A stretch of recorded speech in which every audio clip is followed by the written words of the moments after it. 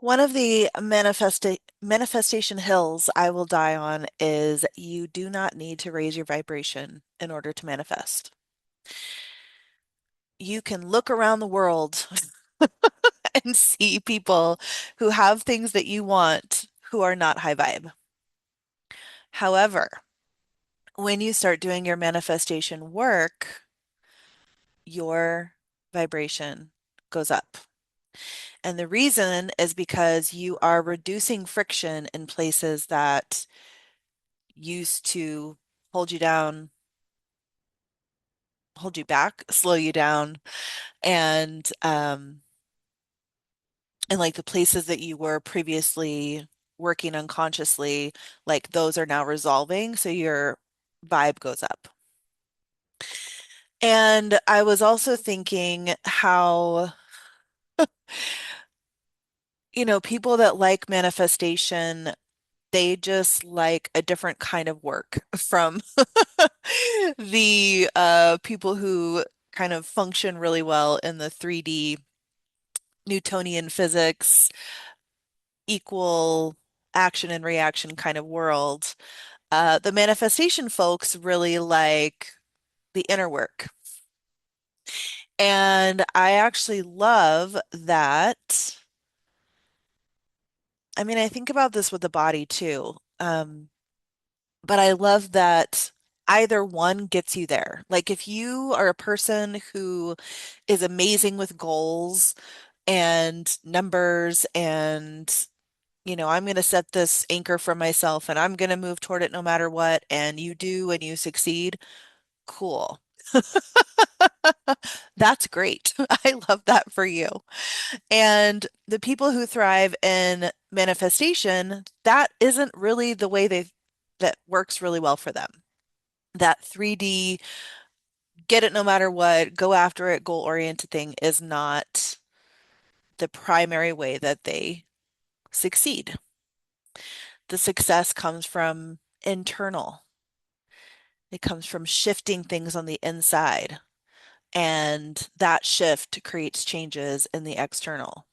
So there are people that function well working in the external, and there are people who function well working in the internal. And again, I love that both can get you there. And if you're listening to me, you're probably more the internal person. Like, that internal change is going to change your external reality. So, fucking hell yeah. Fucking hell yeah. And I was just thinking about, because I'm like, okay, this is the result that I got. What did I do preceding this result? And so I just received that $19,000 to pay off my car. I made the video, I received it in my bank account the next day, paid off my car as soon as I got it. It got applied to my account the next day. So now I have a $0 balance, which is awesome. Love that for my car. And as I already said, that gives me $500 a month back in my pocket. And so I was just thinking about what preceded that. I already shared the nervous system practice that I did, and that's a way of reducing friction. I already shared the Stability Accelerator, which is the online course that I have. I had already done that work. But like, what had I done in the 3D world? And one thing is, I paid somebody back. I had borrowed money from somebody in 2024, so 2 years ago. Again, that was the my highest point of like feeling desperate, I guess, in my life, maybe.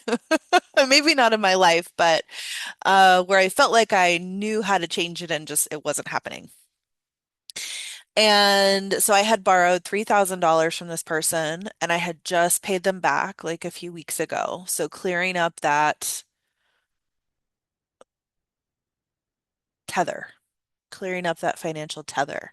That's one thing that I did. And again, I'm an energy person, so I'm looking at the energetics of what I've done. And another thing that I did that I was just contemplating. Tomorrow's my birthday, so I'm very introspective and contemplative around my birthday. I will be 46 years old, May 19th, 2026. And another thing I had done is when I got my current job, I put my car payment on set it and forget it mode because I'm like, and I love that. And I love that phrase from the infomercial. If you're my age or older, you know what I'm talking about. The the new version of that is evergreen, but I'm like, no, set it and forget it. It's a very specific phrasing and I love it. And you can do that with a chicken in your infomercial roaster, or you can do that in your life. So creating less friction. And this is like the thought that keeps coming through. And it's funny, I mean, speaking of my vibration going up, like I feel that. I feel lighter. I feel like I've stepped into a new reality. And I feel like I've stepped into a new kind of emotional and mental space where I'm like, I'm not interested in feeding the same things I was feeding before. And I want to step into I mean, I have stepped into, I want to maintain and even, go further with this new space that I've stepped into. And in this lighter place, in this freer place, in this more open and flowing place, I can understand things and do things that weren't available to me before. This is another thing that I talk about a lot. I don't know that I've done it in these videos, but new realms open the further you go. So I had been 2 years ago in victim, desperation, devastation place. Last year, a year ago, I changed my reality, like repeatedly, very dramatically, actually. And for months, like I moved, like I've talked about that, but I kept moving. I house sat for like 6 months. So I was traveling from place to place to place to place to place. Um, a lot of change. Like I had had change thrust upon me for many years before that. And Uranus was in Taurus, and I'm a Taurus, so that's, I definitely say that that was a big chunk of it. And so I had all this change, and then last year I chose change. So I chose to transition over and over and over. And then this year I'm getting to like settle in, get a hold of what I want to get a hold of. And so I've been doing these internal changes. My environment is different. My opportunities are different. I got the job that I've talked about a few times that gives me what I need financially for the time being. And so now that I'm not in, we talk about like survival mode and stuff, like sometimes people are in survival mode and don't recognize it. I did do that graphic a few videos ago where I was talking about the survival body and the potential body. So even if you don't think like I'm going to be kicked out of my house or I'm in this awful relationship, like even if you don't think you're in survival mode, if you are in black and white thinking, if you have tension in your body, if you can only think in a linear fashion from A to B to C to D to E, and you keep getting stuck, like those are signs of survival mode. When you're in your potential body, that's when life starts to open and you're like, oh, what is this magical miracle? So that's just a way to like recognize it. And so if you're in that survival mode, you can use any of the practices that I've talked about, 90 seconds to 3 minutes to come into your potential body.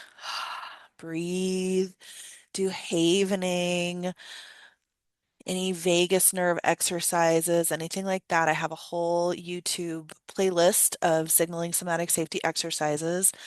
Literally just for a couple of minutes, you do them and you can switch and now the world becomes your beautiful magical oyster. And so I have been creating a new baseline, some of it intentionally, some of it just because my circumstances have changed enough that that is what's available to me now. So now I can hear things differently from the way I could last year and the year before. So, for example, there is this woman who I talked about her in the last video. Um, but she teaches about like money and business, manifestation, and that kind of stuff.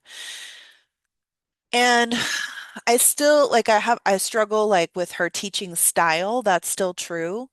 But the thing she says, because I've paid like $1,000 a few times to her for some of her courses, and one of them is called Overflow, and she talks about how to be in a perpetual state of overflow with money. And one of the first things she talks about is reducing friction. So I don't know if I even heard her say that the first time I was in her class because it was 2 years ago when I wanted to be rescued. I wanted to be saved. I wanted somebody to swoop in and just be like, this is all you have to do. And I couldn't, like, even when somebody was telling me what to do, I couldn't hear it. So even though she was saying, this is what you do, I couldn't hear it. I can hear it now. Again, I don't love her teaching style, so I can't stay tuned too much, but I can like understand what she's saying and like relate it to my life and put it into action. Reducing friction. So I'm gonna like kind of switch subjects, but it's gonna be related, I promise. Bear with me. So another thing recently is I saw this video. I've shared the contents with like a couple of friends lately, and there was a hook. It was something like, I just met this man who has three adult sons who are all millionaires. This is why. And I read the caption, and so the story in the caption, true, not true, whatever, is the one rule in the house growing up was no complaining. And the purpose of that was, and it said this in the caption, when you complain, you train your brain that you're a victim. Now, if I had seen this video a few months ago, even, I may have been like, Psh, doesn't relate to me. I don't know what you're talking about. What are you fucking talking about? And now, where I am in this moment, in this lighter place, in this new vista that I've stepped into, like this new energetic vista, I can hear that and I can go, okay, yes, like one, I agree with that. But two, I feel like I can actually put that into action. And so again, I've been in this dialogue with a couple of my friends about this video over the last week, and I am going to put this into action starting on Friday. And I'm like, I think I'm at a point now where instead of complaining, instead of bitching, instead of gossiping, I can just ask myself, what problem am I trying to solve right now? Like, what is the problem and what can I do to solve it? And even if I don't come up with a solution right away, just understanding what the problem is so much more valuable than just bitching about it. And in my journal, I have a whole section on complaining. And the purpose of that section is to find, I mean, exactly that thing, but there's like more of a process. Like, what is the desire within this complaint? Like, what are you missing? What is not being validated? What standard are you trying to uphold that isn't being upheld by somebody else? Or, there's like different ways that we complain and different things that might be inside of that. But that's what the journal helps guide you through. But then once you've kind of done that enough, You don't have to keep going into that process. Like it's a really good process for someone who is kind of, I don't want to just say like mindlessly. If it's mindless, you're probably not going to do it in the journal at all. But it's good for someone who like hasn't practiced that so much. Like, how do I get out of this? What is my solution? And I mean, we societally dwell in problems, right? We societally dwell in problems. We are really good at it. So to shift into a space or to have naturally shifted into a space where I'm ready to just ask, what problem am I trying to solve? Like that is just so interesting to me at this point, and I'm really excited to dive into that. And it is that same thing of reducing friction. So how do I reduce friction? Another thing that same woman talked about that I again could not hear until this year is there is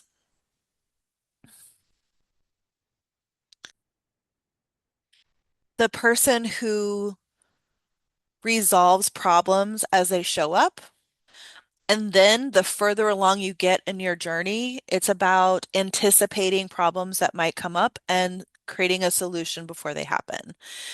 So like getting better and better at that, getting stronger and stronger at that. And I feel like I'm about that. I'm ready. I'm feeling primed. So I feel really excited for it. And I'm going to keep you updated. It's going to happen. And yeah, I mean, I'm not, maybe I said this already, but I'm not interested in just pretending like I'm not having an issue. If you know anything about me, you know that that's true. I'm not into faking it. I'm not into bypassing it. I'm not into like, oh, whatever, like not a big deal, like saying it's not a big deal when it is. If it's activating something inside of me, I care about that. I want to know what that is. But again, instead of like just spinning out and spinning off about it, asking myself, okay, what am I trying to solve? What am I trying to get to? What do I need here? What am I not getting? And I know this is going to become a new practice that I want to share with you as I do it. So